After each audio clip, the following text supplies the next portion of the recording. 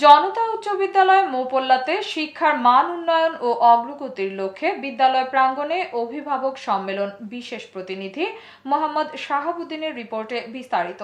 সাথে আছে আমি রাজিয়া সুলতান। আপনারা দেখছেন i1 টিভি। শাহরাস্তি উপজেলার টামটা দক্ষিণ ইউনিয়নে অবস্থিত জনতা উচ্চ বিদ্যালয় মোপল্লাতে শিক্ষার মান উন্নয়ন ও অগ্রগতির লক্ষ্যে বিদ্যালয় প্রাঙ্গণে অভিভাবক, শিক্ষক, শিক্ষার্থী ও এলাকার সুধীজনের উপস্থিতিতে সম্মেলন অনুষ্ঠিত হয়।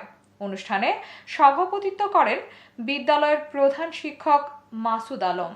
এ সময় তিনি তার বক্তব্যের শুরুতে আমন্ত্রিত অতিথিগণ ও অভিভাবক, শিক্ষক, শিক্ষার্থীদের প্রতি ধন্যবাদ ও কৃতজ্ঞতা জানিয়ে বলেন, শিক্ষার্থীদের শিক্ষার মান উন্নয়নে সবার আগে প্রয়োজন শিক্ষক শিক্ষার্থীদের মধ্যে বন্ধুত্বপূর্ণ সম্পর্ক ও অভিভাবকদের সমন্বয়। শিক্ষার্থীরা যে সময়টা বিদ্যালয়ে উপস্থিত থাকে ওই সময়টাতে শিক্ষার্থীদের প্রতি আমাদের যেমন দায়িত্বশীল ভূমিকা পালন করতে হয়, তেমনি আপনারা অভিভাবকগণ বাকি সময়টাতে আপনাদের সন্তানদের প্রতি দায়িত্বশীল ভূমিকা পালন করলে শিক্ষার্থীরা পড়াশোনায় মনোযোগী হবে। আগামী দিনে আমাদের বিদ্যালয়ের সুনাম বৃদ্ধি পাবে এবং শিক্ষার্থীগণ ভালো ফলাফল করবে বলে আমি বিশ্বাস করি। শিক্ষার্থীরা যেন বিদ্যালয়ে নিয়মিত ক্লাসে উপস্থিত থাকে, সকল সাপ্তাহিক ও মাসিক পরীক্ষায় অংশগ্রহণ করেন এ বিষয়ে অভিভাবকগণ সজাগ দৃষ্টি রাখার আহ্বান জানাই। এছাড়াও তিনি বলেন, আমি মনে করি একজন শিক্ষার্থী যখন সুশিক্ষায় শিক্ষিত হয় তখন সে সমাজ ও রাষ্ট্রের সম্পদে পরিণত হয়।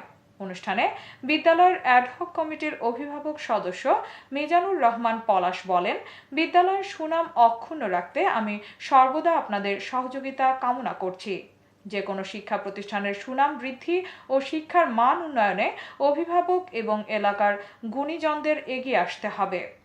অভিভাবক সম্মেলনে অ্যাডহক কমিটির শিক্ষক প্রতিনিধি সদস্য জহিরুল হক বিএসসি বলেন, বিদ্যালয়ের শিক্ষার গুণগত মান উন্নয়নে আমরা সর্বোচ্চ চেষ্টা চালিয়ে যাচ্ছি, কিন্তু অভিভাবক ও শিক্ষক শিক্ষার্থীদের মধ্যে সমন্বয় না থাকলে শত চেষ্টা করেও আমরা আমাদের সঠিক লক্ষ্যে পৌঁছাতে পারব না।